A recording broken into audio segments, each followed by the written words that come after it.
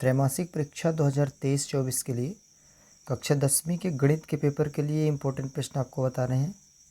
आपको कैसे तैयारी करनी है, आपको क्या पढ़ के जाना है कक्षा 10वीं के लिए। तो देखिए क्या क्या पढ़ना है आपको। सबसे पहले देखिए सही विकल्प जब आएगा तो प्रश्न है, जैसे मान लीजिए 96 और 404 का HCF क्या होगा। तो किसी भी संख्या का यदि HCF ज्ञात करने को आता है तो सबसे पहले आप गुणनखंड कर लेंगे। 96 का गुणनखंड कर लेंगे तो जैसे मान लीजिए 2 से कट रहा 48 बचा, फिर 2 से कट रहा है 24 बचा, फिर 2 से कट रहा 12 बचा, फिर 2 से कट रहा तो 6 बचा, फिर 2 और 3, 2 दूनी 4 दूनी 8 दूनी 16 दूनी 32 तीन 96 हो गया। और 404 का जब करेंगे तो 2 से कटेगा 202 बचा, फिर 2 से कटा तो 101 बचा। तो आपको क्या देखना है कि उभयनिष्ठ क्या है, एक 2 उभयनिष्ठ है और यहाँ पे भी देख सकते हैं कि एक 2 और है। तो कुल मिला के आपके 2 2 गुणा हो जाएगा तो 4 आ जाएगा। तो इसका HCF 4 है। सिंपल है। इसके अलावा कोई और उदाहरण लेते हैं। मान लीजिए आपको 4 और 5 का HCF ज्ञात करना है। तो 4 का सिंपल क्या करेंगे, गुणनखंड, तो 2 गुणे 2 होगा। और 5 का गुणनखंड तो केवल 5 रहेगा। तो अब इसमें क्या देख रहे हैं कि इसमें 2 नहीं है तो उभयनिष्ठ नहीं है कुछ भी। 5 इसमें है तो इसमें नहीं। तो इसमें उभयनिष्ठ क्या माना जाता है कि 1 2 है, दोनों में रहता है एक। तो एक इसका HCF हो जाएगा। तो HCF ज्ञात करने के लिए आपको जिसका HCF बोल रहा है उसके गुणनखंड करिए और उभयनिष्ठ देखना है। इसको जरूर तैयार करके जाइए। दूसरा दिया है ये द्विघात बहुपद दिया है, मान लीजिए AX² + BX + C। इसके शून्यक दिए अल्फा बीटा, तो अल्फा इंटू बीटा शून्यकों का गुणनफल बोल रहा है यहाँ पे सीधा सीधा। तो शून्यकों का गुणनफल होता है C/A। ये नंबर पे देखिए, किसी भी बहुपद के जो शून्यक होते हैं उनका योगफल -B/A होता है और गुणनफल C/A होता है। तो यहाँ पे C/A होगा क्योंकि गुणनफल बोला। शून्यक थे अल्फा और बीटा, तो इनका गुणनफल पूछ रहा है तो C/A। यदि योगफल पूछता तो आपको -B/A लगाना है, याद रखना है। अगला दिया है A1/A2 बराबर नहीं हो B1/B2 के। तो समीकरण युग्म मान लीजिए A1x + B1y + C1 = 0 और A2x + B2y + C2 = 0 के कितने हल होंगे। तो तीनों कंडीशन आपको बता रहे हैं। यदि A1/A2 बराबर नहीं दिया है B1/B2 के, बराबर नहीं है, तो एक ही हल होता है, अद्वितीय हल होता है, एक ही हल होता है। जैसे इसका हो जाएगा। अब मान लीजिए A1/A2 बराबर हो गए B1/B2 के, तो आपको C1 C2 भी देखना पड़ेगा कि कहीं वो भी तो बराबर नहीं। यदि तीनों बराबर मिल गए तो अनेक हल हो गए इसके, और यदि ये बराबर नहीं मिला तो कोई हल नहीं। ये तीनों कंडीशन आपको पढ़ के जानी है। यदि A1 A2 B1 B2 के बराबर नहीं है तो एक हल, और A1 A2 बराबर B1 B2 और C1 C2 तीनों बराबर तो अनेक हल, और यदि ये बराबर हैं और तीसरा बराबर नहीं है तो कोई हल नहीं होगा। आगे देखिए, द्विघात समीकरण में मूल यदि समान है उसकी शर्त क्या होती है, विविक्तकर का मान 0 होता है। यदि मूल समान है तो विविक्तकर का मान 0 होगा। तीनों कंडीशन देखिए, B² - 4AC यदि बराबर है 0 के तो वास्तविक और समान होते हैं मूल। और यदि B² - 4AC बड़ा है 0 से, यानी धनात्मक आ रहा है विविक्तकर का मान, तो मूल वास्तविक और असमान होंगे। लेकिन यदि 0 से छोटा आ जाए, मतलब माइनस में आ जाए आपका विविक्तकर, ऋणात्मक आ जाए, तो कोई वास्तविक मूल नहीं होते। तो आपको ये भी याद रखना है। यहाँ पे ये क्वेश्चन आता है, हर बार आता है, इसको भी तैयार रखिए। 2 अंक में भी आ सकता है। खाली स्थान में आपके सही विकल्प सत्य असत्य किसी में पूछा जा सकता है। 11वां पद जैसे मान लीजिए आया, किसी भी श्रेणी का 11वां पद है, जैसे इसमें एक AP दी थी, 11वां पद ज्ञात करना है। तो कोई भी AP दी रहेगी, मान लीजिए सिंपल सा समझिए, यदि AP दी है 2 5 3 अधिक है 8 11, देखिए 3 3 बढ़ रहा है यहाँ पे, सर्वांतर 3 है और A का मान 2 है। A का मान क्या कहलाता है, प्रथम पद A होता है, यहाँ पे देखिए 2 है। और D क्या होता है, सर्वांतर, दूसरे में पहला घटाते हैं तो 5 में 2 घटाए 3 आया। यदि आप A और D समझ जाएंगे अच्छे से तो कोई भी पद बोलेगा, जैसे मान लीजिए A का मान 2 है, D का मान 3 है इस श्रेणी में, तो बोल रहा है कि आपको 8वां पद निकालना है, तो A + 7D। यदि आपको 20वां पद बोल रहा है तो A + 19D। इसमें रख देंगे तो आप वो पद ज्ञात कर सकते हैं। तो मान लीजिए आपको 11वां पद चाहिए, तो A11 निकालने के लिए क्या करेंगे, A प्लस 10D। ए का मान जो रहेगा, मान लीजिए 2 था उस AP में, प्लस 10D का मान 3 था, तो 10 3 30 और प्लस में 2 32 आ जाएगा 11वां पद उस AP का। तो इस AP का यदि आपको 11वां पद ज्ञात करना है तो देखिए A क्या होता है, प्रथम पद -3 है, A का मान क्या रखना, -3। और D अब ज्ञात करेंगे, D में क्या होता है, दूसरे में पहला घटाते हैं, तो -1/2 में हम घटाएंगे -3 को, तो ये प्लस हो जाएगा, -1/2 में +3 हो जाएगा। तो आगे जब करेंगे इसको हल, 2 लघुत्तम आएगा, -1 और +2 3 6, तो 5/2 आपका आ जाएगा। 5/2 आपका D का मान है, रख देते हैं 11वें पद में A प्लस 10D। अब देखिए ये आता कहाँ से, ये भी पहले समझ लीजिए। किसी भी श्रेणी का n वां पद का सूत्र an बराबर होता है A plus n-1 into D। तो n वां पद यहाँ पे 11वां पद चाहिए, A11, तो A प्लस 11 माइनस 1D, तो क्या आ जाएगा, A प्लस 10D आ जाएगा ना। तो आपको याद रखना है जिस नंबर का पद होगा उससे एक कम करके D का गुणा करना है। जैसे 20वां पद है प्लस 19D, तो यहाँ पे 11वां पद के लिए क्या करेंगे, A प्लस 10D, A का मान -3 प्लस 10D का मान आया था 5/2, इसको काट देंगे, 2 पंचे 10, अब ये 25 हो जाएगा, 5 में 25 गुणा हो रहा था, तो -3 और प्लस 25 क्या आ जाएगा, 22 आएगा ना प्लस में, तो ये ऑप्शन में दिया गया 22। तो ये ज़रूर पढ़ के जाइए, 100% इसकी गारंटी है कि इस तरीके का क्वेश्चन ज़रूर आएगा, यही सेम टू सेम नहीं आएगा। और आपको पेपर के भरोसे नहीं रहना है। कुछ स्टूडेंट पेपर ढूंढते हैं कि रियल पेपर मिल जाए, तो ये बिल्कुल गलत है। आपको वार्षिक परीक्षा की तैयारी अपने से करनी पड़ेगी, वो कहीं नहीं मिलने वाला पेपर, और कभी भी पेपर नहीं देखना चाहिए, आपको खुद से पढ़ना है।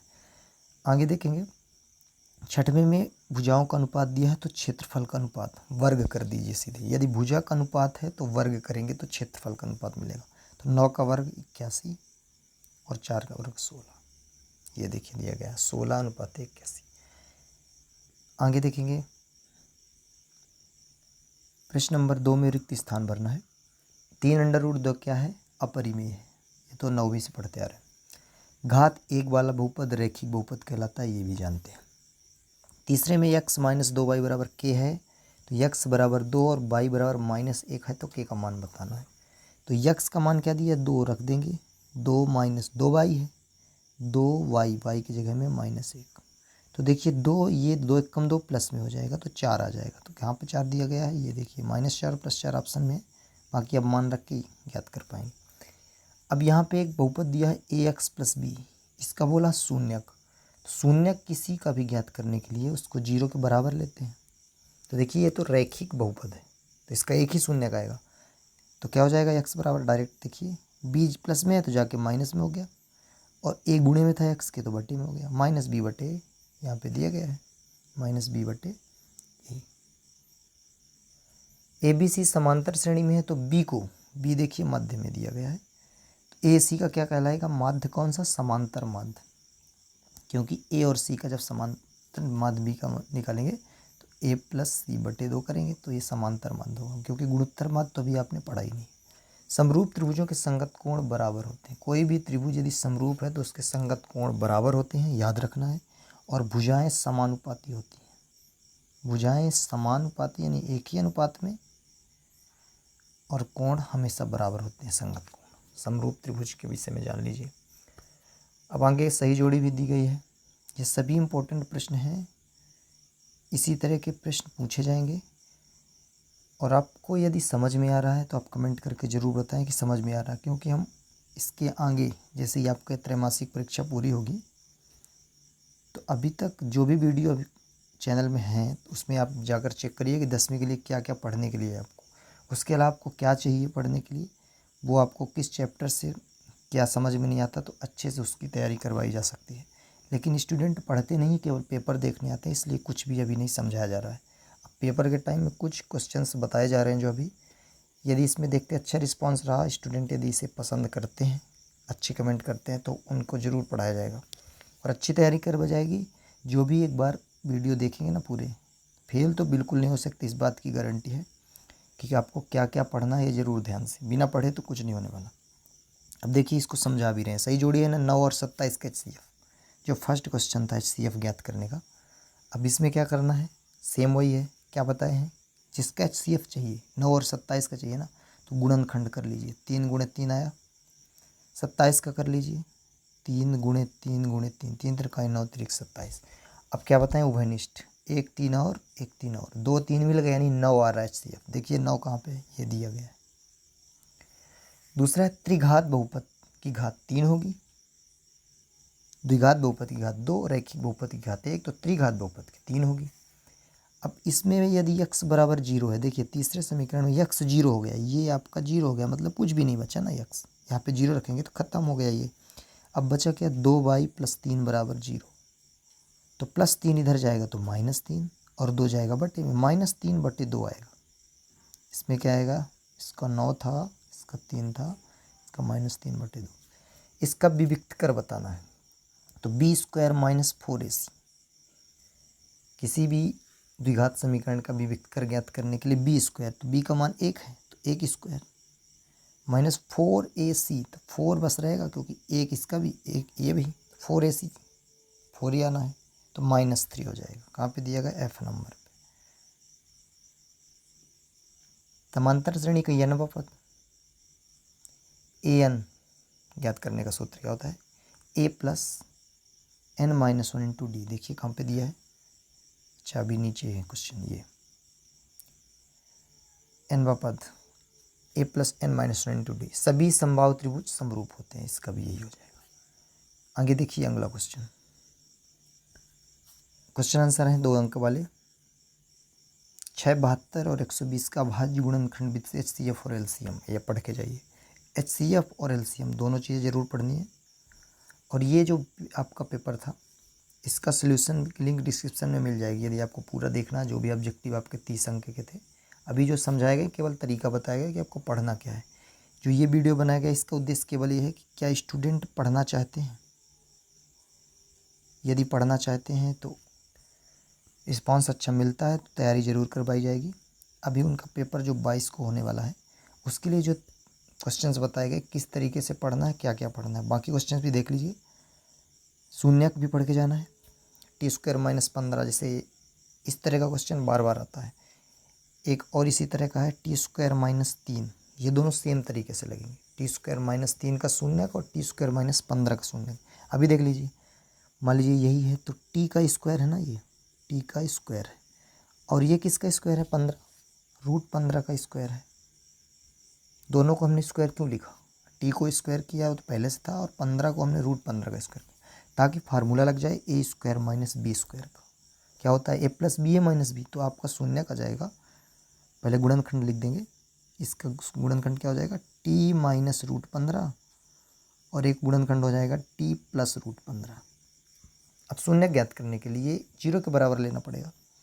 जब t - √15 बराबर 0 लेंगे तो आपका शून्य का जाएगा t बराबर, माइनस में √15 था तो प्लस में हो गया, और जब इसको बराबर 0 लेंगे तो वो माइनस में हो जाएगा। तो आपके 2 शून्य का आएंगे, एक √15 प्लस में और एक माइनस में। तो ये पढ़ के जाइए शून्य का। शून्यकों का योगफल -b/a होता ही है, तो -b -4 हो गया बटे a 1, ऐसा। बहुत ही आसान है, ये सब पढ़ के जाइए, बहुत ही आसान क्वेश्चंस आएंगे आपके पेपर में। और पेपर के भरोसे बिल्कुल मत रहिए। विलोपन विधि, प्रतिस्थापन विधि भी पढ़ के जाना, बहुत ही इंपॉर्टेंट क्वेश्चंस आते हैं। 4 अंक में आता है आपका विलोपन विधि और प्रतिस्थापन विधि। यदि उसको समझना, उसकी लिंक भी डिस्क्रिप्शन में मिल जाएगी, वहाँ से उसे भी देखिए। तो ये कुछ इंपॉर्टेंट क्वेश्चंस तरीके आपको समझाए गए कक्षा 10वीं के गणित के पेपर के लिए, जो त्रैमासिक परीक्षा है आपका 22 सितंबर को। अब देखते हैं कि स्टूडेंट इसको पसंद करते हैं या नहीं। अच्छे से तैयारी करिए, अपने से तैयारी करिए, पेपर के भरोसे मत रहिए।